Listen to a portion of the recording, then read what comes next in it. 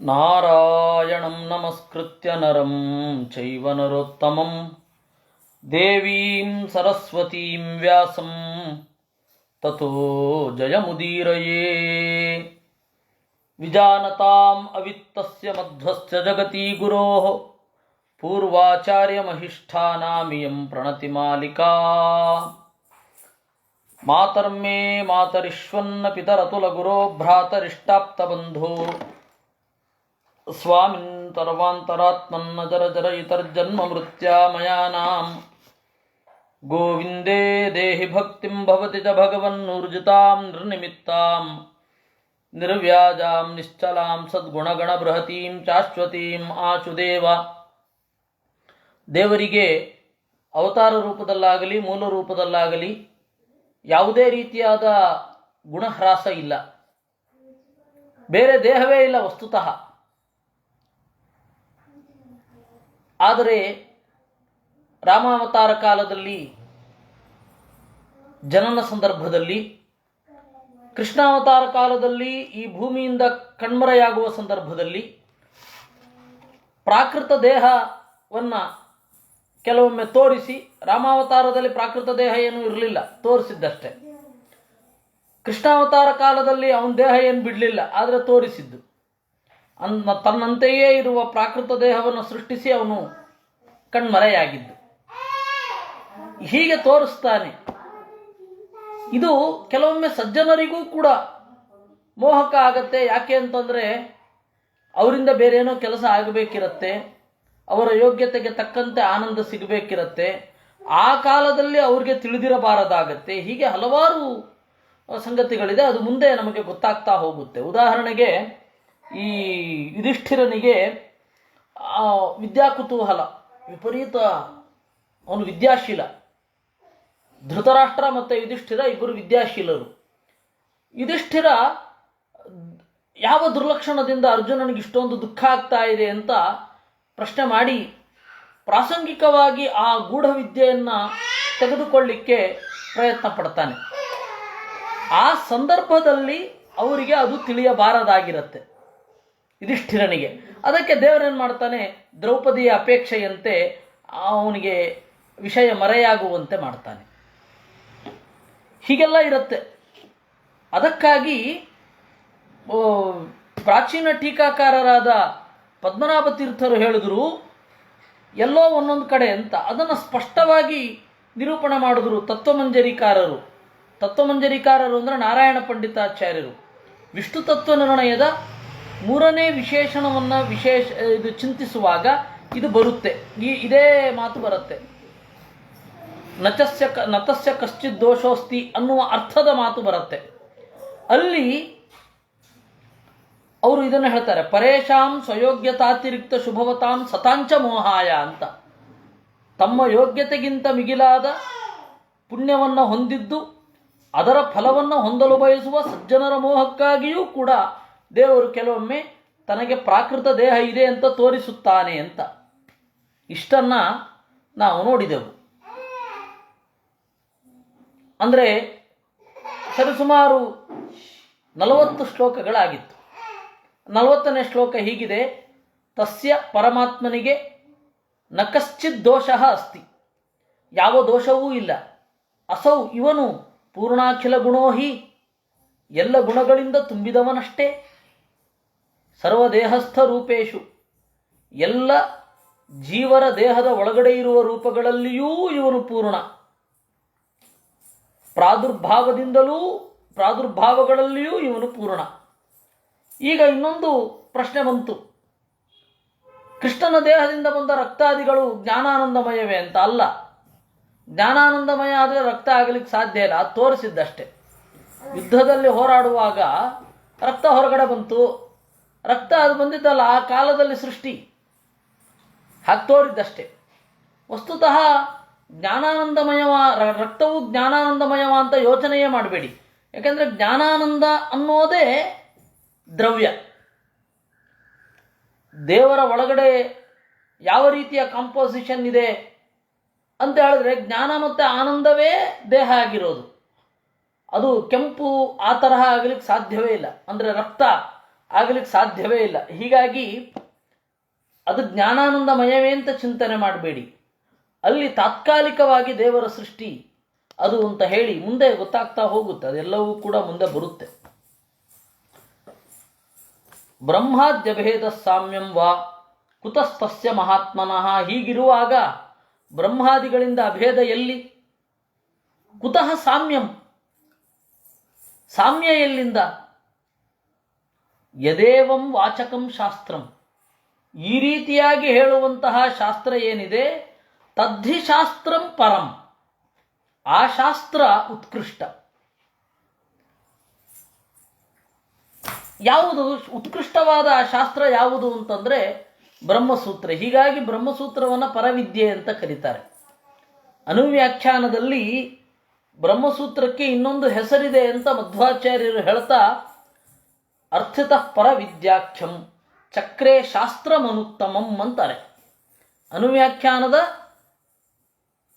2ನೇ ಶ್ಲೋಕ 3ನೇ ಶ್ಲೋಕದಲ್ಲಿ ಬ್ರಹ್ಮಾದಿಗಳೆಲ್ಲ ಪ್ರಾರ್ಥನೆ ಮಾಡಿದಾಗ ನಾರಾಯಣ ವೇದವ್ಯಾಸನಾಗಿ ಬಂದು ಪರವಿದ್ಯಾಖ್ಯಂ ಚಕ್ರೇ ಶಾಸ್ತ್ರಮನುತ್ತಮಂ, ಪರವಿದ್ಯೆ ಎನ್ನುವ ಹೆಸರಿನ ಶಾಸ್ತ್ರವನ್ನು ರಚನೆ ಮಾಡಿದ. ಪರವಿದ್ಯೆ ಅಂದರೆ ಯಾವುದು? ಬ್ರಹ್ಮಸೂತ್ರ. ಇದನ್ನು ಅಲ್ಲೇ ಹೇಳ್ತಾರೆ, ಯದೇವಂ ವಾಚಕಂ ಶಾಸ್ತ್ರಂ ತದ್ದಿ ಶಾಸ್ತ್ರಂ ಪರಂ. ಅದು ಪರಶಾಸ್ತ್ರ ಅಂದರೆ ಉತ್ಕೃಷ್ಟವಾದ ಶಾಸ್ತ್ರ. ಯಾಕೆ ಬ್ರಹ್ಮಸೂತ್ರ ಯಾಕೆ ಉತ್ಕೃಷ್ಟ? ವಸ್ತುತಃ ಬ್ರಹ್ಮಸೂತ್ರಕ್ಕೆ ಇಷ್ಟು ಜನ ವ್ಯಾಖ್ಯಾನ ಮಾಡಿದ್ರು, ಯಾರೂ ಕೂಡ ಬ್ರಹ್ಮಸೂತ್ರದ ಹಿರಿಮೆಯನ್ನು ಕೊರಳು ಬಿಚ್ಚಿ ಕೊಂಡಾಡಲೇ ಇಲ್ಲ. ಬರೆದಿದ್ದಾರೆ, ಇದಕ್ಕೆ ವ್ಯಾಖ್ಯಾನ ಮಾಡದೆ ಹೋದರೆ ಜನ ಒಪ್ಪಲ್ಲ. ಅವತ್ತಿನ ನೋಡಿ, ಜನರದ್ದು ಒಂದೊಂದು ಪ್ಯಾರಾಮೀಟರ್ ಇರುತ್ತೆ. ಕೆಲವೊಂದು ಸರ್ತಿ ಕರೆಕ್ಟಾಗಿರುತ್ತೆ, ಕೆಲವೊಂದು ಸರ್ತಿ ತಪ್ಪಾಗಿರುತ್ತೆ. ಈಗ ಹೆಚ್ಚು ಕಡಿಮೆ ಏನು ಮಹಾತ್ಮರನ್ನು ಅಳೆಯುವ ಮತ್ತು ಒಬ್ಬರ ಯೋಗ್ಯತೆಯನ್ನು ತೀರ್ಮಾನ ಮಾಡುವ ಪ್ಯಾರಾಮೀಟರ್ ಇದೆ, ಎಲ್ಲ ಫಾಲ್ಸ್, ಬೋಗಸ್ಸು. ಅವತ್ತು ಒಂದು ಸ್ವಲ್ಪ ಚೆನ್ನಾಗಿತ್ತು. ನೀವು ಏನೇ ಮತವನ್ನು ಪ್ರಚಾರ ಮಾಡಿ ಈ ಪ್ರಸ್ಥಾನತ್ರಯಗಳ ಮೂಲಕವೇ ಆಗಬೇಕು. ಪ್ರಸ್ಥಾನತ್ರಯ ಯಾವುದು? ಬ್ರಹ್ಮಸೂತ್ರ, ಗೀತೆ, ಉಪನಿಷತ್ತು. ಇದರ ಮೂಲಕವೇ ಹೇಳಬೇಕು ಅಂತ ಅನಿವಾರ್ಯ. ಓಶೋ, ಆಮೇಲೆ ಜಿಡ್ಡು ಕೃಷ್ಣಮೂರ್ತಿ ಅವರು ಬಂದ ಕಾಲದಲ್ಲಿ ಜನಗಳಿಗೆ ಈ ಅವೇರ್ನೆಸ್ ಇರಲಿಲ್ಲ. ಏನು ಹೇಳಿದ್ರು ಟೆನ್ಷನ್ ರಿಲೀಫ್ ಆಗತ್ತಾ, ಅದಕ್ಕೆ ಹೋಗ್ಬಿಡಿ. ಇವಾಗ ಇರೋದು ಹೇಗೆ ಅಂದರೆ, ಬಹಳ ಶ್ರೀಮಂತರು, ಅವ್ರಿಗೆ ದುಡ್ಡು ಜಾಸ್ತಿ ಆಗಿ ಟೆನ್ಷನ್ನು, ಮತ್ತು ಅವ್ರು ಇಂಗ್ಲೀಷಲ್ಲಿ ಹೇಳಬೇಕು. ನೀವು ಏನೇ ಹೇಳಿ, ಮೋಸ ಮಾಡೋದಾದರೂ ಇಂಗ್ಲೀಷಿನಲ್ಲಿ ಆದರೆ ಏನೋ ಧನ್ಯತೆ ಅವರಿಗೆ, ಜನಕ್ಕೆ. ಹಾಗಿರೋರು ಎಲ್ಲೆಲ್ಲಿಗೋ ಅಲೆದು ಹೋಗಿ, ಅವ್ರ ಹತ್ರ ಹೋಗಿ, ಇವ್ರ ಹತ್ರ ಹೋಗಿ, ಅಲ್ಲಿಗೆ ಹೋಗಿ, ಇಲ್ಲಿಗೆ ಹೋಗಿ, ಅವರೇನಿಲ್ಲ ಮತ್ತೆ ಇದರ ಒಂದು ಅಂಶ ಹೇಳ್ತಾರೆ. ಅವರೇನು ಅಂದರೆ ಆಳವಾದ ಶಾಸ್ತ್ರದ ಚಿಂತನೆ ಅಲ್ಲಿ ಇರಲ್ಲ. ಅವತ್ತಿನ ಕಾಲದಲ್ಲಿ ಹಾಗಿರಲಿಲ್ಲ. ನೀವು ಪ್ರಸ್ಥಾನತ್ರಯಕ್ಕೆ ವ್ಯಾಖ್ಯಾನ ಬರೀಲೇಬೇಕಿತ್ತು ಮತಾಚಾರ್ಯರಾಗಲಿಕ್ಕೆ. ಹಣೆ ಬರಹ ಎಲ್ಲರೂ ಕೂಡ ಬರೆದರು.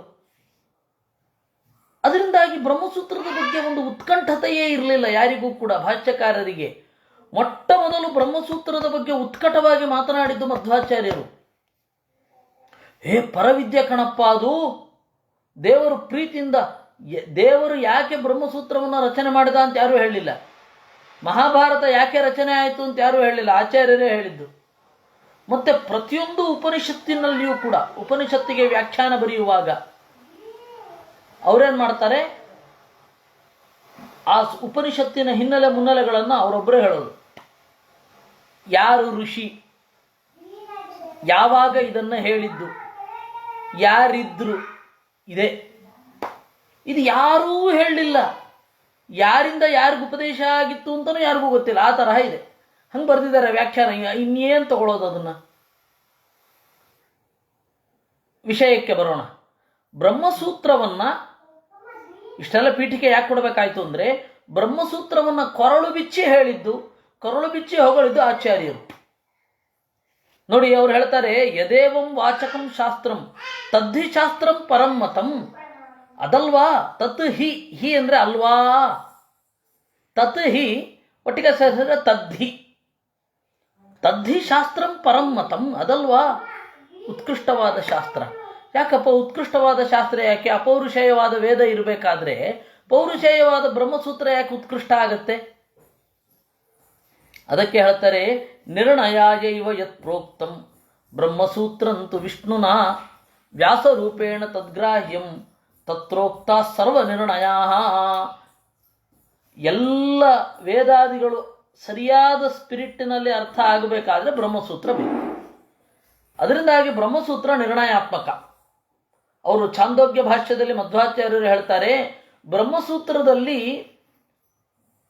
ಗುಟ್ಟು ಹೇಳಲಿಲ್ಲ ವೇದವ್ಯಾಸರು. ಬ್ರಹ್ಮಸೂತ್ರದಲ್ಲಿ ಭಾಷಾತ್ರಯ ಇಲ್ಲ. ಜಗತ್ತಿನ ಎಲ್ಲಿಯೇ ಯಾವುದೇ ಸಾಹಿತ್ಯದಲ್ಲಿ, ಉತ್ಕೃಷ್ಟವಾದ ಸಾಹಿತ್ಯದಲ್ಲಿ ಭಾಷಾತ್ರಯ ಇರಬಹುದು, ಪುರಾಣದಲ್ಲಿರಬಹುದು, ವೇದದಲ್ಲಿದೆ, ಆದರೆ ಬ್ರಹ್ಮಸೂತ್ರದಲ್ಲಿಲ್ಲ ಅಂತ. ಬ್ರಹ್ಮಸೂತ್ರ ಇರೋ ಹಾಗೆಯೇ ಅರ್ಥ. ಅದನ್ನು ನೀವು ಇನ್ನೇನೋ ಹೇಳಿದರೆ ಅವೆಲ್ಲ ಇಲ್ಲ, ಅನುವಾದ ಮಾಡಿಲ್ಲ. ಅಂದರೆ ಬೇರೆ ಯಾರೋ ಹೀಗೆ ಹೇಳಿದ್ದಾರೆ ಅಂತ ಇಟ್ಟುಕೊಂಡು ಸುಮ್ಮನೆ ಅದನ್ನು ಹೇಳ್ತಾ ಹೋಗಿಲ್ಲ. ಹೀಗಾಗಿ ನಿರ್ಣಯೈವ, ನಿರ್ಣಯಕ್ಕಾಗಿಯೇ ಹೇಳಿದ್ದು ಬ್ರಹ್ಮಸೂತ್ರವನ್ನು. ಅದು ಯಾವ ರೂಪದಿಂದ? ವ್ಯಾಸ ರೂಪದಿಂದ. ವೇದಗಳನ್ನು ಸಂಕಲನ ಮಾಡಿ ಅದೇ ಉಸಿರಿಗೆ ಬ್ರಹ್ಮಸೂತ್ರವನ್ನು ಹೇಳಿದ್ದಾರೆ. ಅಂದರೆ ವೇದಗಳ ನಿರ್ಣಯಕ್ಕೆ ಬ್ರಹ್ಮಸೂತ್ರ ಬೇಕೇ ಬೇಕು ಅಂತ. ತತ್ರೋಕ್ತ ಸರ್ವನಿರ್ಣಯ, ಅಲ್ಲಿ ಎಲ್ಲ ಕಡೆ ನಿರ್ಣಯಗಳಿದೆ. ಸರ್ವನಿರ್ಣಯ ಯಥಾರ್ಥವಚನಾನಾಂಚ ಮೋಹಾರ್ಥಾನಾಂಚ ಸಂಶಯಂ ಅಪನೇತುಂ ಹಿ ಭಗವಾನ್ ಬ್ರಹ್ಮಸೂತ್ರಮಚೀಕಲ್ಪತ್.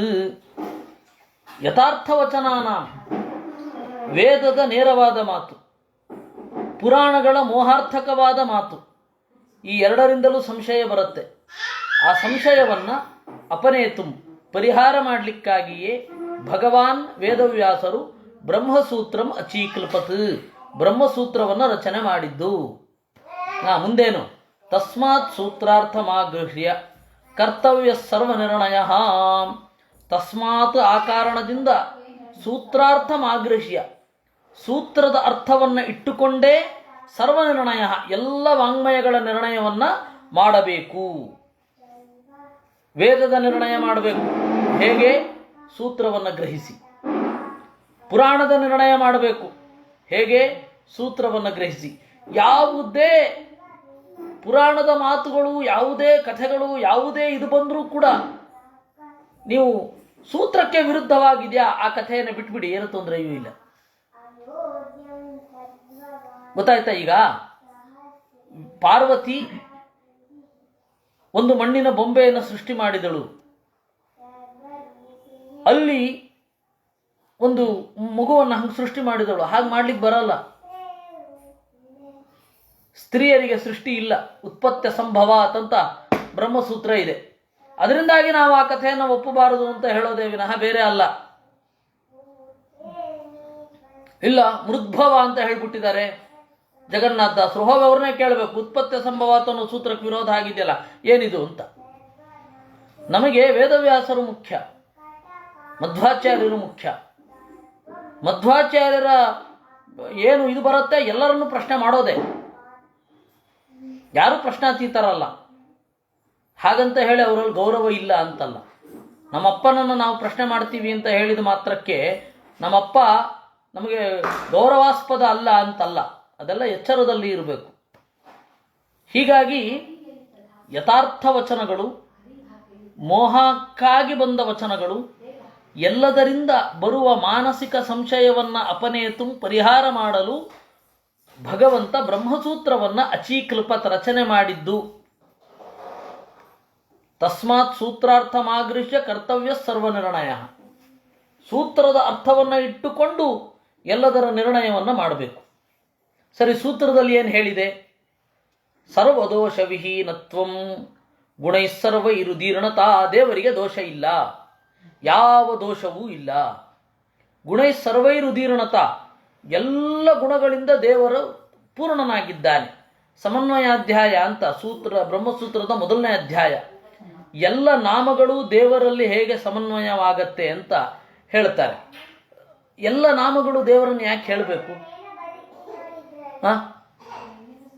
ಎಲ್ಲ ಶಬ್ದಗಳು ಗುಣಗಳನ್ನು ಹೇಳ್ತವೆ. ಆ ಗುಣಗಳು ಯಾರಲ್ಲಿದೆ ಅಂದರೆ ದೇವರಲ್ಲಿದೆ. ಸರ್ವಶಬ್ದ ವಾಚ್ಯ ಯಾರು ಅವನು ಸರ್ವಗುಣ ಪೂರ್ಣನಾಗಲೇಬೇಕು, ಅಥವಾ ಯಾರು ಸರ್ವಗುಣ ಪೂರ್ಣನೋ ಅವನು ಸರ್ವಶಬ್ದ ವಾಚ್ಯ ಆಗಲೇಬೇಕು.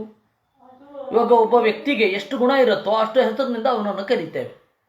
ಒಬ್ಬ ಬರಿತಾನೆ, ಕವನವನ್ನು ಹೊಸೆಯುತ್ತಾನೆ, ಚಿತ್ರವನ್ನು ಬರೆಯುತ್ತಾನೆ, ಹಾಡ್ತಾನೆ, ಕುಣಿತಾನೆ, ಸಾಹಸಗಳನ್ನು ಮಾಡ್ತಾನೆ, ಅವನಿಗೆ ಅಷ್ಟು ಶಬ್ದಗಳಿಂದ ವಾಚ್ಯತ್ವ ಇದೆ. ರೈಟರ್ ಅನ್ನೋ ಶಬ್ದದಿಂದ ವಾಚ್ಯ, ಯಾಕೆಂದ್ರೆ ಗುಣ ಇದೆ ಅವನಲ್ಲಿ. ಪೊಯೆಟ್ ಅನ್ನೋ ಶಬ್ದದಿಂದ ವಾಚ್ಯ, ಆರ್ಟಿಸ್ಟ್ ಅನ್ನುವ ಶಬ್ದದಿಂದ ವಾಚ್ಯ. ಸೊ ಎಷ್ಟು ಗುಣಗಳಿದೆಯೋ ಅಷ್ಟು ಶಬ್ದಗಳು. ದೇವರಲ್ಲಿ ಎಲ್ಲ ಗುಣ ಇರಬೇಕಾದ್ರೆ ಸರ್ವಶಬ್ದ ವಾಚ್ಯತ್ವ ಇದೆ. ಮೊದಲನೇ ಸೂತ್ರ ಹೇಳಿದ್ದು ಅದನ್ನು. ಸರ್ವದೋಷ ವಿಹೀನತ್ವಂ, ದೇವರಲ್ಲಿ ಬರುವ ದೋಷದ ಆಶಂಕೆ ಅದನ್ನು ಪರಿಹಾರ ಮಾಡೋದು 2ನೇ ಅಧ್ಯಾಯ. ಆಮೇಲೆ ಅಭೇದ ಸರ್ವರೂಪೇಶು, ದೇವರ ರೂಪಗಳಲ್ಲಿ ಭೇದ ಇಲ್ಲ ಅನ್ನುವುದನ್ನು. ಈ ಮಧ್ವಾಚಾರ್ಯರ 2 ಬೆರಳನ್ನು ಹಿಡಿಸಿಬಿಟ್ಟು ತೀರಾ ಅವ್ಯವಸ್ಥೆ ಮಾಡಿದ್ದಾರೆ.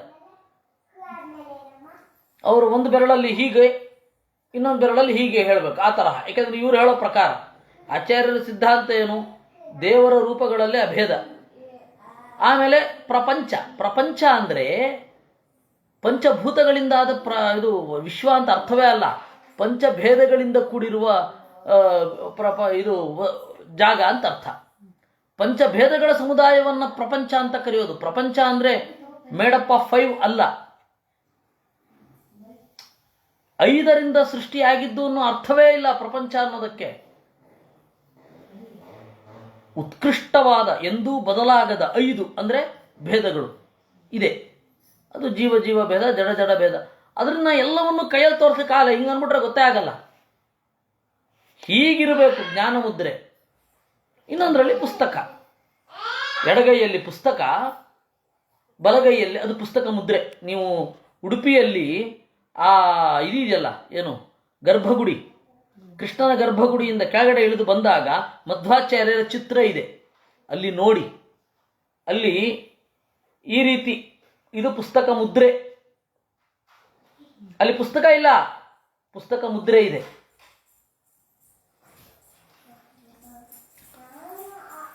ಆಮೇಲೆ ಜ್ಞಾನ ಮುದ್ರೆ. ಪುಸ್ತಕ ಮುದ್ರೆಯನ್ನು ಹಿಡಿದಿರೋ ಸಂಕೇತ ಏನು ಅಂತಂದ್ರೆ ಗ್ರಂಥ ಇದೆ.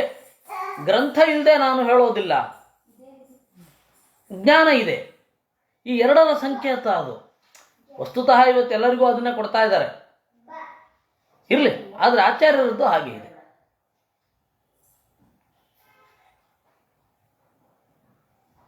ಹೀಗಾಗಿ ಅದು ಅಭಯ ಮುದ್ರೆ ಇನ್ನೊಂದಿದೆ. ಅಲ್ಲಿ ನಾನು ಹೇಳ್ತಾ ಇರೋದು ಅಲ್ಲಿ ಕೆಳಗಡೆ ಬಂದಾಗ ಹೀಗಿದೆ ಅಂತ ಹೇಳ್ತಾ ಇರೋದು. ಅಭಯ ಮುದ್ರೆ ಬೇರೆ ಕಡೆ ಇದೆ. ಅದು ಮುದ್ರೆ ಅವ್ರು ಯಾವಾಗಲೂ ಹಾಗಿಟ್ಕೊಂಡಿರ್ತಾರೆ ಅಂತಲ್ಲ. ನಮಗೆ ಅವ್ರು ಏನು ಕೊಡ್ತಾರೆ, ಅವರಿಂದ ನಮಗೇನು ಸಿಗಬೇಕು ಅಂತ ಅಪೇಕ್ಷೆ ಇರುತ್ತೆ, ಆ ಮುದ್ರೆಯಲ್ಲೇ ಅವರನ್ನು ಚಿಂತನೆ ಮಾಡೋದು.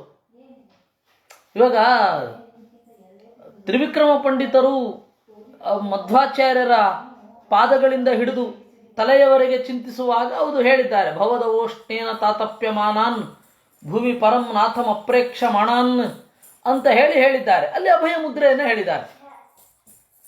ಭುವನ ಮಾನ್ಯೇನ ಚಾನ್ಯೇನ ದೋಷ್ಣ ಭವತು ಭೀಹಿ ಮಾಯಿತಿ ನ ಸಾಂತ್ವಯಂತಂ ಅಂತ. ಅಲ್ಲಿ ಹೌದು, ಬಲಗೈಯಲ್ಲಿ ಜ್ಞಾನ ಮುದ್ರೆ, ಎಡಗೈಯಲ್ಲಿ ಅಭಯ ಮುದ್ರೆ. ಆದರೆ ಆ ಕೃಷ್ಣ ಮಠದ ಗರ್ಭಗುಡಿಯಲ್ಲಿ ಇರತಕ್ಕಂಥ ಪುಸ್ತಕ ಮುದ್ರೆಯಲ್ಲಿದೆ.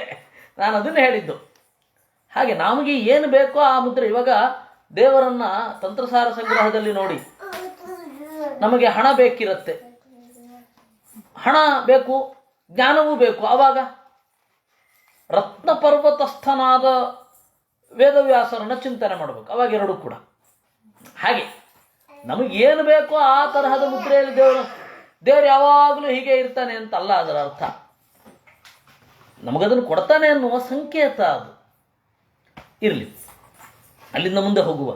ಅದರಿಂದಾಗಿ ಆಚಾರ್ಯರ ಸಿದ್ಧಾಂತ ಏನಿದೆ, ಬ್ರಹ್ಮಸೂತ್ರದಲ್ಲಿ ಏನಿದೆ, ಇದು ಸ್ಪಷ್ಟವಾಗಿ ಇದೆ.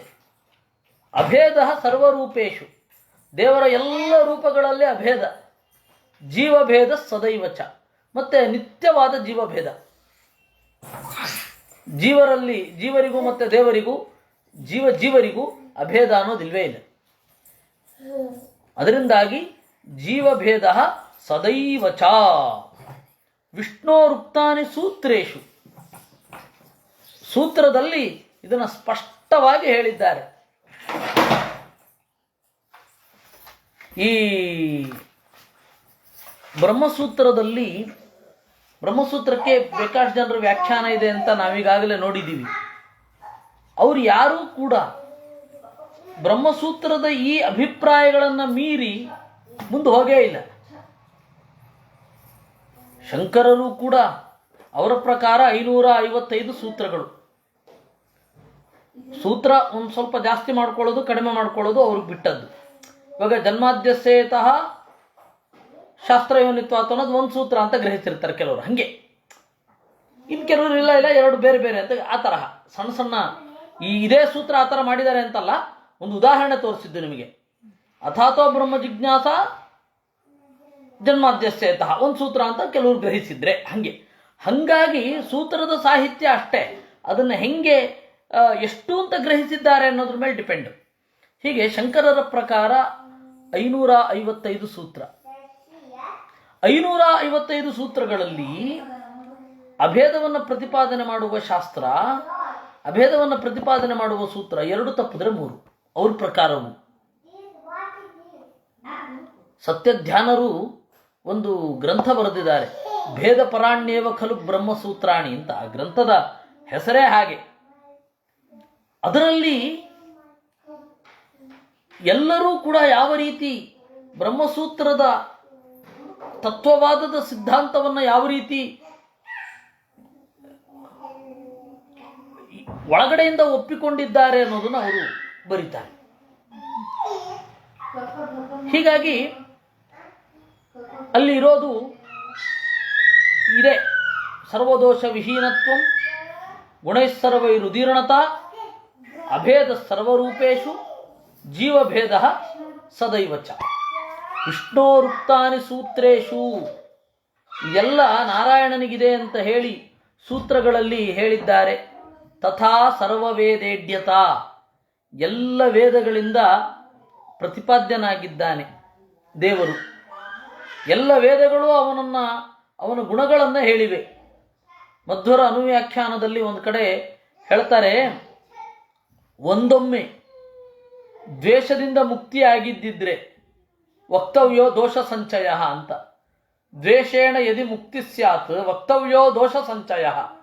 ದ್ವೇಷದಿಂದ ಮುಕ್ತಿ ಆಗಿದ್ದಿದ್ರೆ ದೋಷಗಳನ್ನು ಹೇಳಬೇಕಿತ್ತು, ಗುಣಗಳನ್ನು ಯಾಕೆ ಹೇಳ್ತಾ ಇದೆ, ಪ್ರೀತಿಸ್ಲಿ ಅಂತಲ್ವಾ ಅಂತ ಹೇಳ್ತಾರೆ. ಎಲ್ಲ ವೇದಗಳು ಗುಣಗಳನ್ನು ಯಾಕೆ ಹೇಳ್ತಾ ಇದೆ, ಅದಾಗಿ ದ್ವೇಷದಿಂದ ಮುಕ್ತಿ ಅಲ್ಲ ಅಂತ ಹೇಳುವಾಗ ಆ ತರಹ ಹೇಳ್ತಾರೆ. ಅದರಿಂದಾಗಿ ಸರ್ವ ವೇದೇಡ್ಯತ, ಎಲ್ಲ ವೇದಗಳು ಕೊಂಡಾಡುತ್ತವೆ. ತಾರತಮ್ಯಂಚ ಮುಕ್ತಾನಾಂ ವಿಮುಕ್ತಿರ್ ವಿದ್ಯೆಯ ತಥ. ಆಮೇಲೆ ಮುಕ್ತರಲ್ಲಿ ತಾರತಮ್ಯವನ್ನು ಹೇಳುತ್ತೆ ಇಯದಾಮನನಾಥ ಮೊದಲಾದ ಸೂತ್ರಗಳಿಂದ. ವಿಮುಕ್ತಿರ್ ವಿದ್ಯೆಯ, ಜ್ಞಾನದಿಂದಲೇ ಮುಕ್ತಿ. ಜ್ಞಾನದಿಂದಲೇ ಮುಕ್ತಿ ಅನ್ನೋದು 2 ಎಕ್ಸ್ಟ್ರೀಮು. ದೇವರ ಭಕ್ತಿಯೂ ಬೇಡ, ಕೇವಲ ಮುಕ್ತಿ, ಇದು ಜ್ಞಾನದಿಂದ ಮುಕ್ತರಾಗ್ತಾರೆ ಅಂತ ಹೇಳಿ ತಾರ್ಕಿಕರು ಎಲ್ಲ ಹೇಳ್ತಾ ಹೋಗ್ಬಿಟ್ರು. ಅವರ ಪ್ರಕಾರ ಪದಾರ್ಥ ತತ್ವಜ್ಞಾನದಿಂದ ಮೋಕ್ಷ. ಇನ್ನು ಜ್ಞಾನವೇ ಬೇಡ, ನಾಮಸ್ಮರಣೆ, ಕೇವಲ ದೇವರಲ್ಲಿ ಭಾವುಕತೆ ಇರಬೇಕು, ಅದರಿಂದ ಮುಕ್ತಿ ಅಂತ ಹೇಳಿ ಇಸ್ಕಾನ್ನವರೇ ಮೊದಲಾದವರು.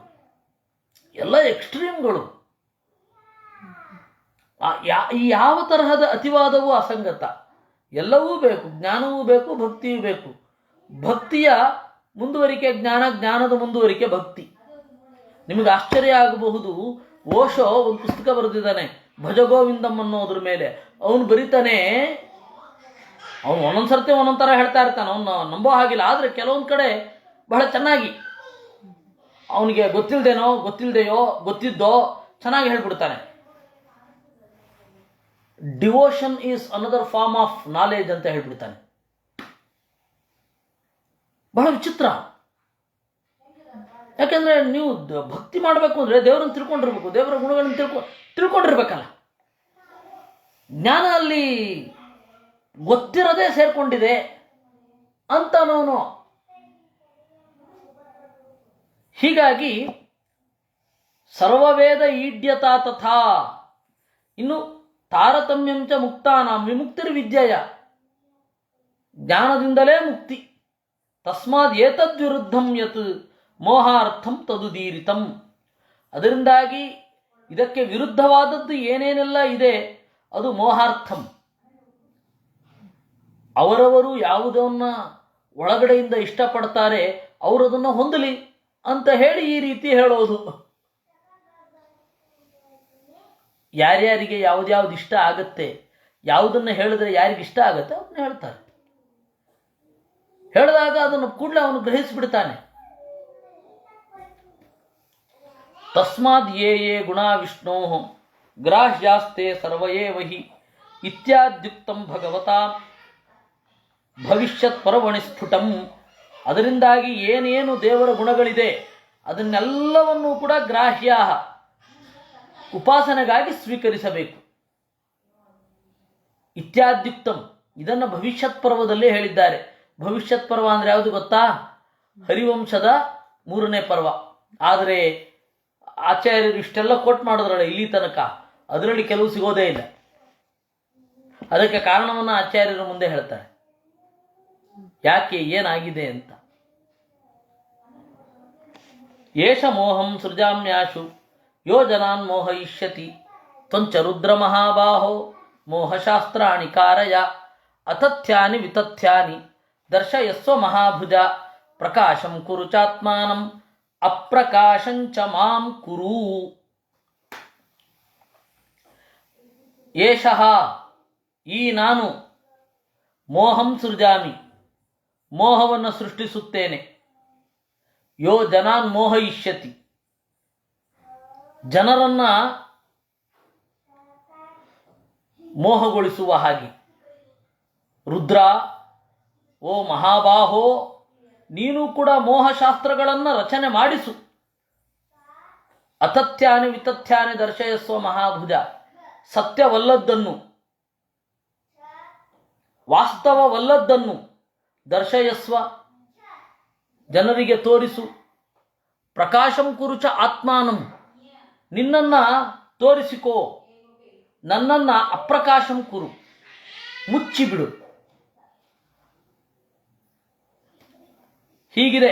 ಇತಿ ವಾರಾಹ ವಚನಂ ಅಂತ, ಇದು ವಾರಾಹದ ಮಾತು. ನಮ್ಮ ಗುರುಗಳು ನಿರ್ಣಯ ಭಾವಚಂದ್ರಿಕಾದಲ್ಲಿ ಹೀಗೆ ಹೇಳಿದ್ದಾರೆ. ಏಷ ಮೋಹಂ ಇತ್ಯಾದಿ ಶ್ಲೋಕದ್ವಯಂ ವಾರಾಹ ವಚನಂ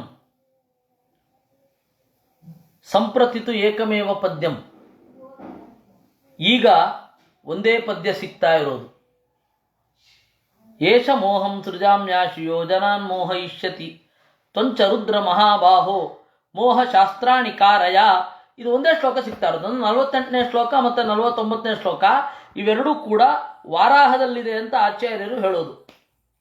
ಆದರೆ ಒಂದೇ ಪದ್ಯ ವಾರಾಹದಲ್ಲಿ ಸಿಗ್ತಾ ಇದೆ.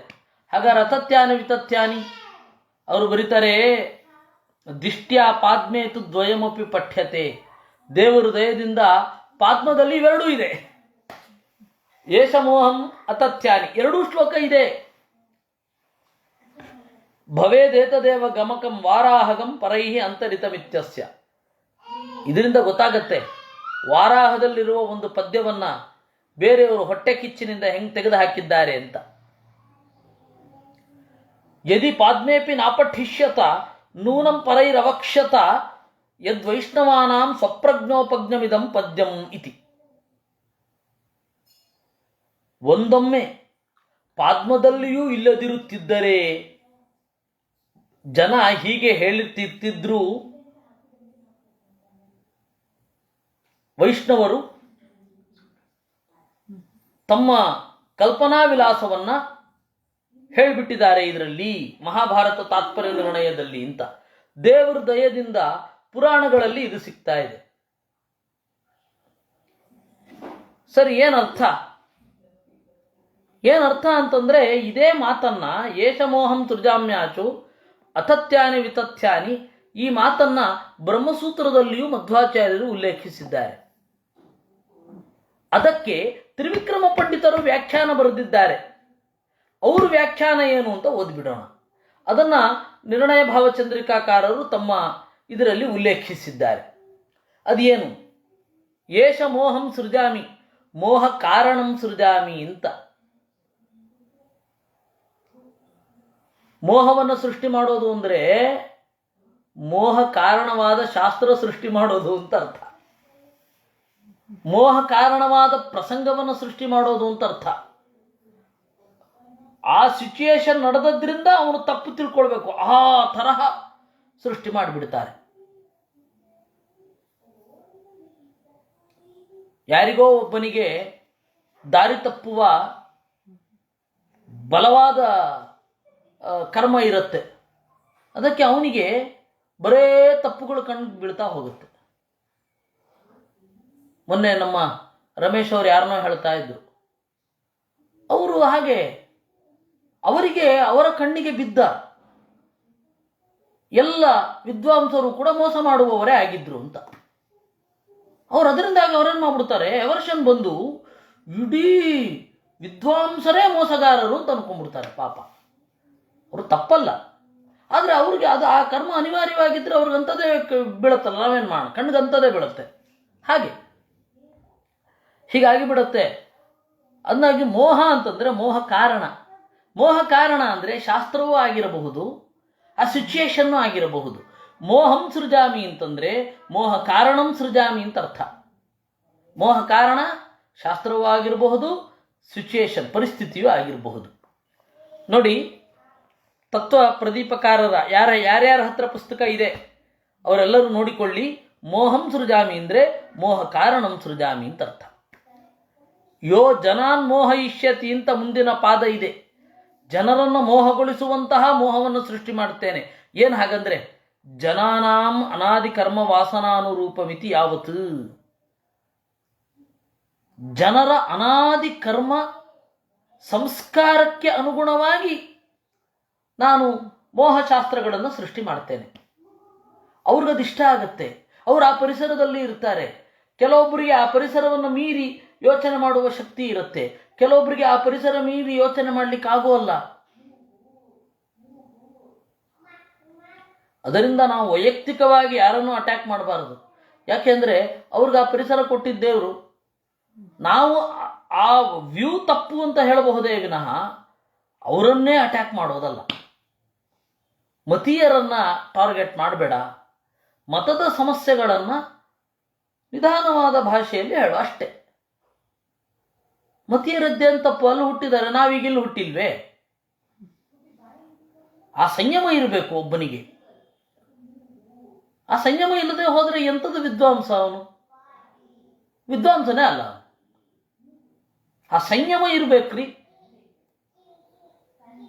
ಒಬ್ಬರ ವ್ಯೂ ಏನಿದೆ ಅದನ್ನು ಸಾವಧಾನ ಮನಸ್ಕನಾಗಿ ಸ್ವೀಕರಿಸಿ ಅದನ್ನು ಸಂತುಲನೆಯಿಂದ ಹೇಳಬೇಕು.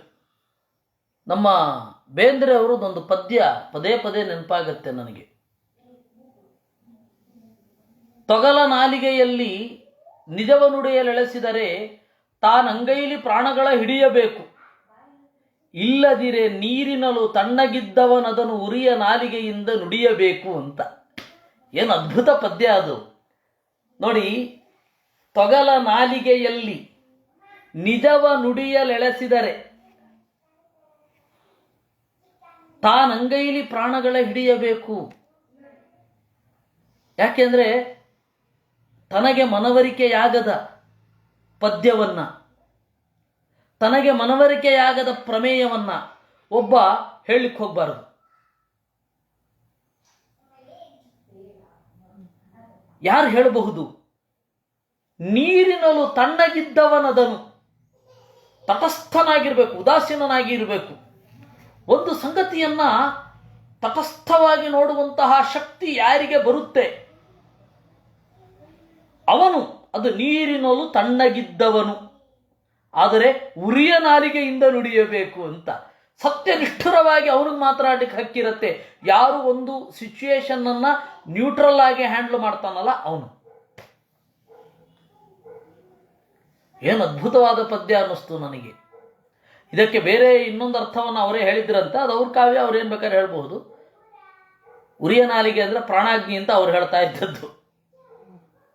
ಪ್ರಾಣಾಗ್ನಿ, ಉರಿಯ ನಾಲಿಗೆ ಅಂದರೆ ಅವ್ರದ್ದು ಅರ್ಥ ಮಧ್ವರ ನಾಲಿಗೆ ಅಂತ, ಹಾಗೆ ಅವರು ಅರ್ಥ ಮಾಡ್ತಾ ಇದ್ರು. ಆದರೆ ನನಗೆ ಸಹಜವಾಗಿ ಬೇಂದ್ರೆಯದೇ ಅರ್ಥ ಅಂತ ಅವ್ರ ಮಗ ಹೇಳಿದ್ದು. ನಾವು ಬೇಂದ್ರೆ ಅವರು ಹೋದ್ಮೇಲೆ ನಾವು ಹುಟ್ಟಿದ್ದಲ್ಲ, ನಾವೇನು ಯೋಚನೆ ಮಾಡೋದು. ಉರಿಯ ನಾಲಿಗೆಯಿಂದ ನುಡಿಯಬೇಕು ಅಂತ, ಸತ್ಯನಿಷ್ಠುರವಾಗಿ ಅವನು ನುಡಿಬೇಕು. ಯಾರು? ನೀರಿನಲ್ಲೂ ತಣ್ಣಗಿದ್ದವನು. ಹೀಗಾಗಿ ಒಬ್ಬ ಒಂದನ್ನು ನುಡಿತಾನೆ ಅಂದರೆ, ಒಂದನ್ನು ಒಪ್ಕೊಳ್ತಾನೆ ಅಂದರೆ, ಅನಾದಿ ಕರ್ಮ ವಾಸನೆಯೂ ಅದಕ್ಕೆ ಕಾರಣ. ಹೀಗಾಗಿ ನಾವು ತಟಸ್ಥವಾಗಿದ್ದು ಅದು ಅವನು ಮುಂದೆ ಗೊತ್ತಾಗಲಿ ಅಷ್ಟೇ ಅಂತ ಇಟ್ಕೊಳ್ಬೇಕೇ ವಿನಃ ಉಗ್ರವಾಗಿ ಅವನ ಮೇಲೆ ಹರಿಹಾಯೋದು ಅವೆಲ್ಲ ಮಾಡಬಾರದು. ಶಾಂತವಾಗಿರೋದು ಕಲಿಬೇಕು. ಅದರಿಂದಾಗಿ ನೋಡಿ, ಜನಾನಾಂ ಅನಾದಿ ಕರ್ಮ ವಾಸನಾನುರೂಪಮಿತಿ ಯಾವತ್ತು. ಅದರಿಂದಾಗಿ ಅವರ ಜನ್ಮ ಕರ್ಮದ ವಾಸನೆಗೆ ಅನುಗುಣವಾಗಿ, ಅವರವರ ಸಂಸ್ಕಾರಕ್ಕೆ ಅನುಗುಣವಾಗಿ ಆ ಶಾಸ್ತ್ರ ರುಚಿಸುವುದರಿಂದ ಅಥೋ ನಮೋಹ ಶಾಸ್ತ್ರ ವಕ್ತ ವಿಷ್ಣುರಾಚಂಕನೀಯ. ದೇವರು ಮೋಸಗಾರ ಅಲ್ಲ, ವಿಪ್ರಲಂಬಕ ಅಲ್ಲ. ಮೋಸಗಾರ ಅಂದರೆ ಸರಿಯಾದ ದಾರಿಯಲ್ಲಿ ಹೋಗ್ತಾ ಇರುವವರನ್ನ ದಾರಿ ತಪ್ಪಿಸೋದು. ಇದು ಸರಿಯಾದ ದಾರಿಯಲ್ಲಿ ಹೋಗ್ತಾ ಇರುವವರನ್ನೆಲ್ಲ ದಾರಿ ತಪ್ಪಿಸಿದ್ದು. ಹೇಳಿದ್ದು ಅವರು ಇದನ್ನು ಇಷ್ಟಪಟ್ಟರು ಒಳಗಡೆಯಿಂದ ಅಷ್ಟೇ. ಯಾಕೆ? ಉಪನಿಷತ್ತು ಹೇಳುತ್ತೆ, ಅಜಸ್ಯಾ ವಕ್ರಚೇತ ಸಹ ಇತಿ ಶ್ರುತಿ. ಅಲ್ಲ, ದೇವರು ಯಾಕೆ ಮೋಸ ಮಾಡಲ್ಲ? ಅದಕ್ಕೆ ಇನ್ನೊಂದು ವೇದವನ್ನು ಕೋಟ್ ಮಾಡ್ತಾರೆ. ಒಂದು ಅವಕ್ರಚೇತ ಸಹ, ದೇವರಿಗೆ ಕುಟಿಲವಾದ ಮನಸ್ಸು ಇಲ್ಲ. ಎರಡನೆಯದ್ದು ನಿರನಿಷ್ಠೋ ನಿರವದ್ಯ ಇತಿ ಚ, ದೇವರಿಗೆ ಅನಿಷ್ಟವೇ ಇಲ್ಲ. ಅನಿಷ್ಟವನ್ನು ತಪ್ಪಿಸ್ಕೊಳ್ಳಿಕ್ಕಾಗಿ ಒಬ್ಬ ಸುಳ್ಳು ಹೇಳ್ಬೋದಲ್ವಾ? ನಮಗೇನಾದ್ರು ಒಂದು ಅನಿಷ್ಟ ಆಗ್ತಾ ಇರುತ್ತೆ, ಅದನ್ನು ತಪ್ಪಿಸಿಕೊಳ್ಳಿಕ್ಕಾಗಿ ಒಬ್ಬ ಸುಳ್ಳು ಹೇಳಬೇಕಾಗತ್ತೆ. ಹಾಗಿಲ್ಲ ದೇವರಿಗೆ, ಮತ್ತೆ ಯಾವುದೇ ದೋಷ ಇಲ್ಲ, ಮತ್ತಿನ್ಯಾಕೆ ಸುಳ್ಳು ಹೇಳ್ಬೇಕು ಅವನು? ಅದರಿಂದಾಗಿ ಮೋಸಗಾರ ಅಂತ ಅಲ್ವೇ ಅಲ್ಲ. ತ್ವಂಚ ಮೋಹಶಾಸ್ತ್ರಾಣಿ ಕುರು ಅನ್ಯೈಶ್ಚ ಕಾರಯ. ಸರಿ, ನೀನು ಮಾಡು, ಬೇರೆಯವರಿಂದಲೂ ಮಾಡಿಸು. ಮತ್ತೆ ಅತಥ್ಯಾನಿ ವಿತಥ್ಯಾನಿ ಅಂದರೆ, ಅತಥ್ಯಾನಿ ಅವಿದ್ಯಮಾನಾನಿ ಲಿಂಗ ಮೂಲ ಮಾರ್ಗಣಾದೀನಿ. ಪುರಾಣಗಳಲ್ಲಿ ಲಿಂಗಮೂಲ, ಮೊದಲು ಸೃಷ್ಟಿಯ ಆರಂಭದಲ್ಲಿ ಒಂದೇ ಒಂದು ಲಿಂಗ ಇತ್ತು. ಆ ಲಿಂಗ ಅದರ ಮೂಲವನ್ನು ನಾನು ನೋಡ್ತೇನೆ ಅಂತ ಹೇಳಿ ಬ್ರಹ್ಮ ಹೋದ. ವಿಷ್ಣು ಮತ್ತು ಬ್ರಹ್ಮ ಇಬ್ಬರಿಗೂ ಇದಾಯ್ತು. ಯಾರು ಮೂಲಕ್ಕೆ ಹೋದರು, ಯಾರು ಮೇಲ್ಗಡೆಗೆ ಹೋದರು ಅನ್ನೋದು ನನಗೀಗ ನೆನಪಾಗ್ತಾ ಇಲ್ಲ. ಒಟ್ಟು ಅವರಿಬ್ಬರಿಗೂ ಒಂದು ಸ್ಪರ್ಧೆ ಆಯಿತು. ಒಬ್ಬ ಮೇಲ್ಗಡೆ ನೋಡಬೇಕು, ಒಬ್ಬ ಕೆಳಗಡೆ ನೋಡಬೇಕು ಅಂತ. ಆ ಲಿಂಗ ಕಾಣಿಸ್ತಾ ಇದೆ, ಲಿಂಗದ ಮೂಲ ಭಾಗವನ್ನು ನೋಡ್ಕೊಂಡು ಬರ್ತೇನೆ ಅಂತ ಒಬ್ಬ, ಮೇಲ್ಗಡೆ ಭಾಗವನ್ನು ನೋಡ್ಕೊಂಡು ಬರ್ತೇನೆ ಅಂತ ಇನ್ನೊಬ್ಬ. ಅಂದರೆ ಎಲ್ಲಿ ತನಕ ಕೊನೆಗೊಂಡಿದೆ ಅಂತ, ಎಲ್ಲಿಂದ ಶುರು ಆಗಿದೆ ಅಂತ ನೋಡ್ತೇನೆ ಅಂತ ಒಬ್ಬ, ಎಲ್ಲಿ ಕೊನೆ ಆಗಿದೆ ಅಂತ ನೋಡ್ತೇನೆ ಅಂತ ಒಬ್ಬ. ಇಬ್ಬರು ಕೂಡ ಡಿಸ್ಪರ್ಸ್ ಆದರು. ಒಬ್ಬ ಮೇಲ್ಗಡೆ ಹೋದ, ಒಬ್ಬ ಕೆಳಗಡೆ ಹೋದ. ಇಬ್ಬರಿಗೂ ಸಿಗಲಿಲ್ಲ. ಅವನಿಗೆ ಆ ಅಂತ್ಯ ಸಿಗಲಿಲ್ಲ, ಇವನಿಗೆ ಆದಿ ಸಿಗಲಿಲ್ಲ. ಹೀಗೊಂದು ಕಥೆ ಬರುತ್ತೆ. ಅದು ಅರ್ಥವಾದ ಇಲ್ಲದೆ ಇರೋದು. ಆ ಅರ್ಥವಾದವನ್ನು ನೀವು ಹೇಗೆ ತೆಗೆದುಕೊಳ್ಬೇಕು ಅಂದರೆ, ತರ್ಕದ ಮೂಲವನ್ನು, ಶಾಸ್ತ್ರದ ಒಂದು ಬೆಂಬಲವಿಲ್ಲದ ತರ್ಕದ ಮೂಲವನ್ನು ಕಂಡುಹಿಡಲಿಕ್ಕೆ ಯಾರ ಕೈಲೂ ಆಗಲ್ಲ ಅಂತ ಅಷ್ಟೇ ನೀವು ತಗೊಂಡ್ಬಿಡ್ಬೇಕು. ನಿಜವಾಗಿಯೂ ಒಂದು ಶಿವಲಿಂಗ ಇತ್ತು, ಆ ಶಿವಲಿಂಗದ ಮೇಲ್ಗಡೆ ಭಾಗವನ್ನು ಅವನು ಹುಡುಕ್ತಾ ಹೋದ, ಕೆಳಗಡೆಯ ಭಾಗವನ್ನು ಇವನು ಹುಡುಕ್ತಾ ಹೋದ, ಆ ತರಹ ಅದು ವಾಸ್ತವ ಅಂತ ತೆಗೆದುಕೊಳ್ಬಾರ್ದು. ಅದು ಇತಿಹಾಸ ಅಂತ ಸ್ವಯಂ ಲಿಂಗ ಪುರಾಣ ಹೇಳಲಿಲ್ಲ. ವಿತಥ್ಯಾನಿ ತಥೋ ವಿಗತತ್ವೇ ಸತಿ ತಥ್ಯಾನಿ ಸೃಷ್ಟೃತ್ವಾದೀನಿ. ಇನ್ನು ಸೃಷ್ಟೃತ್ವ ಮೊದಲಾದವುಗಳು ಅವನೇ ಸೃಷ್ಟಿ ಮಾಡದ ಅಂತೆಲ್ಲ ಬರುತ್ತೆ. ಇದೆಲ್ಲವನ್ನೂ ಕೂಡ ನಾವು ಅತಥ್ಯ ಮತ್ತು ವಿತಥ್ಯ ಅಂತ ಹೇಳಿ ಇದನ್ನು ದರ್ಶಯಸ್ವ, ತೋರಿಸು ಅಂದರೆ ದರ್ಶನ ಭಾಷೆಯಲ್ಲಿ ಹೇಳು. ಪ್ರಕಾಶಂ ಕುರು ಚಾತ್ಮಾನಂ, ನಿನ್ನನ್ನು ಹೈಲೈಟ್ ಮಾಡಿಕೊ. ಅಪ್ರಕಾಶಂಚ ಮಾಂ ಕುರು, ನನ್ನನ್ನು ಪ್ರಕಾಶವಾಗಿ ಮಾಡಬೇಡ. ಇತಿ ವಾರಾಹ ವಚನಂ, ಹೀಗೆ ವಾರಾಹದ ಮಾತು ಈಗಿಲ್ವಲ್ಲ, ವಾರಾಹದಲ್ಲಿ ಇಲ್ಲ, ಆದರೆ ವಾರಾಹದಲ್ಲಿ ಒಂದು ಸಿಗತ್ತೆ, ಇನ್ನೊಂದು ಎರಡೂ ಸೇರಿಸಿ ಉತ್ತರಾಖಂಡ ಪದ್ಮದಲ್ಲಿ ಸಿಗತ್ತೆ, ಪಾದ್ಮ ಪುರಾಣದಲ್ಲಿ. ಅಮೋಹಾಯ ಗುಣಾ ವಿಷ್ಣೋ ಆಕಾರಶ್ಚಿಚ್ಛರೀರತ ನಿರ್ದೋಷತ್ವಂ ತಾರತಮ್ಯಂ ಮುಕ್ತಾನಾಂ ಪಿಚೋಚ್ಯತೆ ಏತದ್ವಿರುದ್ಧಂ ಯತ್ಸರ್ವಂ ತನ್ಮೋಹಾಯೇತಿ ನಿರ್ಣಯಃ. ಅಮೋಹಾಯ ಗುಣಾ ಬ್ರಹ್ಮಾಂಡದಲ್ಲಿ ಇನ್ನೊಂದು ಮಾತಿದೆ, ಪರಮಾತ್ಮನ ಗುಣಗಳು ಎಲ್ಲಿಯಾದರೂ ಹೇಳಿದ್ರೆ ಅದು ಮೋಹಕ್ಕಾಗಿ ಅಲ್ಲ. ಅಮೋಹಾಯ ಗುಣಾ ವಿಷ್ಣೋ, ಇನ್ನು ದೇವರ ಆಕಾರ ಮೋಹಕ್ಕಾಗಿ ಅಲ್ಲ, ದೇವರ ಆಕಾರ ಇದೇ ಹೇಳಿದ್ದಾರೆ. ಚಿಚ್ಚರೀರತ, ಜ್ಞಾನವೇ ಮೈವೆತ್ತು ಬಂದವ ಅನ್ನೋದು ಕೂಡ ಮೋಹಕ್ಕಾಗಿ ಅಲ್ಲ. ನಿರ್ದೋಷತ್ವ, ದೇವರಲ್ಲಿ ದೋಷ ಇಲ್ಲ ಅನ್ನೋದು ಮೋಹಕ್ಕಾಗಿ ಅಲ್ಲ. ತಾರತಮ್ಯ ಮೋಹಕ್ಕಾಗಿ ಅಲ್ಲ, ಮುಕ್ತರ ತಾರತಮ್ಯ. ಏತದ್ವಿರುದ್ಧಂ ಯತ್ಸರ್ವಂ ತನ್ಮೋಹಾಯೇತಿ ನಿರ್ಣಯಃ.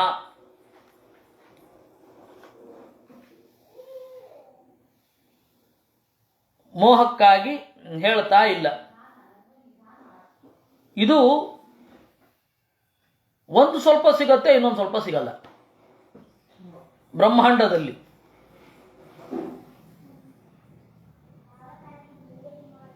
ಹೀಗಾಗಿ ನಮಗೆ ಇವತ್ತು ಬ್ರಹ್ಮಾಂಡದಲ್ಲಿ ನೋಡಿದರೆ ಇದರ ಅರ್ಥ ಬರುವ ಬೇರೆ ಶ್ಲೋಕಗಳಿದೆ, ಅದು ಎಲ್ಲೋ ಯಾವುದೋ ಒಂದು ಮೂಲೆಯಲ್ಲಿ ಒಟ್ಟಿಗೆ ಸಿಗೋದಿಲ್ಲ.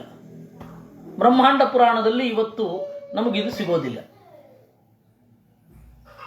ನೋಡಿ, ಮೊದಲನೆಯದ್ದು ಹೇಳಿದ್ರು ವಾರಾಹ, ಭವಿಷ್ಯತ್ ಪರ್ವ, ಹರಿವಂಶ, ಸ್ಪಷ್ಟವಾಗಿ ವಿಷ್ಣು ಪರತ್ವವನ್ನು ಹೇಳುವಂತಹ ಗ್ರಂಥ. ಕೇವಲ ವಿಷ್ಣು ಪರತ್ವವನ್ನು ಹೇಳುವ ಗ್ರಂಥ ಅಲ್ಲ. ವಾರಾಹ ವಿಷ್ಣು ಪುರಾಣ, ಬ್ರಹ್ಮಾಂಡ ಬ್ರಹ್ಮನನ್ನ ಕುರಿತು ಹೇಳುವಂತಹದ್ದು. ಇನ್ನು ಸ್ಕಾಂದೇಪ್ಯುಕ್ತಂ ಶಿವೇನೈವ ಷಣ್ಮುಖಾಯೈವ ಸಾದರಂ ಶಿವಶಾಸ್ತ್ರೇಪಿ ತದ್ಗ್ರಾಹ್ಯಂ ಭಗವಚ್ಛಾಸ್ತ್ರಯೋಗಿಯತ್. ಸ್ಕಾಂದ ಪುರಾಣದಲ್ಲಿ ಶಿವ ಷಣ್ಮುಖನಿಗೆ ಹೇಳಿದ್ದು, ದೇವರದಿಂದ ಇದು ಸಿಗತ್ತೆ.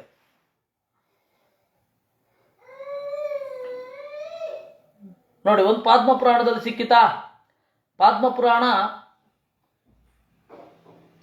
ಬ್ರಹ್ಮಪರವಾದ ಪುರಾಣ ಅಂತ ಪ್ರಸಿದ್ಧಿ ಇರೋದು. ಇನ್ನು ಸ್ಕಾಂದ ಪುರಾಣ ಶಿವಪರವಾದದ್ದು ಅಂತ ಇರೋದು. ಸ್ಕಾಂದ ಪುರಾಣ ಅಂತ ಯಾಕೆ ಹೆಸರು ಅಂದರೆ ಸ್ಕಂದ ಶಿವನ ಹತ್ತಿರ ಕೇಳ್ತಾನೆ. ಒಂದೋ ಹೇಳುಗನಿಂದ ಹೆಸರು ಬರಬೇಕು, ಭಗವದ್ಗೀತೆ ಇದ್ದ ಹಾಗೆ. ಒಂದೋ ಕೇಳುಗನಿಂದ ಹೆಸರು ಬರಬೇಕು, ಉದ್ಧವ ಗೀತೆ ಇದ್ದ ಹಾಗೆ. ಮತ್ತೆ ಸ್ಕಾಂದ ಪುರಾಣ ಇದ್ದ ಹಾಗೆ. ಸ್ಕಂದ ಶಿವನ ಬಳಿ ತತ್ವವನ್ನು ಕೇಳ್ತಾನೆ, ಹೀಗಾಗಿ ಸ್ಕಾಂದ ಪುರಾಣ. ಅದು ಕೇಳುವವನ ಮೇಲೆ ಈ ಗ್ರಂಥ ಬಂದಿರುವಂಥದ್ದು ಅಲ್ಲ. ಅದು ಶಿವಶಾಸ್ತ್ರ ಹೌದು, ಯೋಗ್ಯವಾದದ್ದು ಎಲ್ಲಿದ್ರೇನು ಎಲ್ಲವನ್ನೂ ಸ್ವೀಕಾರ ಮಾಡಬೇಕು ಅಂದ್ರು ಆಚಾರ್ಯರು. ಶಿವಶಾಸ್ತ್ರೇಪಿ ತದ್ಗ್ರಾಹ್ಯಂ ಭಗವತ್ ಶಾಸ್ತ್ರಯೋಗಿ ಯತ್.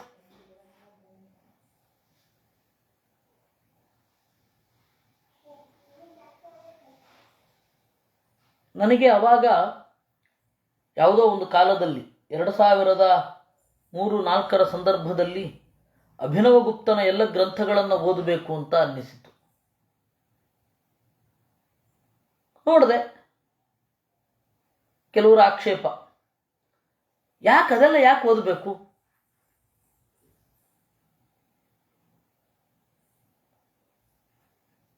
ಮತ್ತು ಅಲ್ಲಿರೋ ಕೆಲವೊಂದು ಸಂಗತಿಗಳನ್ನು ಹೇಳ್ತಾ ಇದ್ದೆ ನಾನು.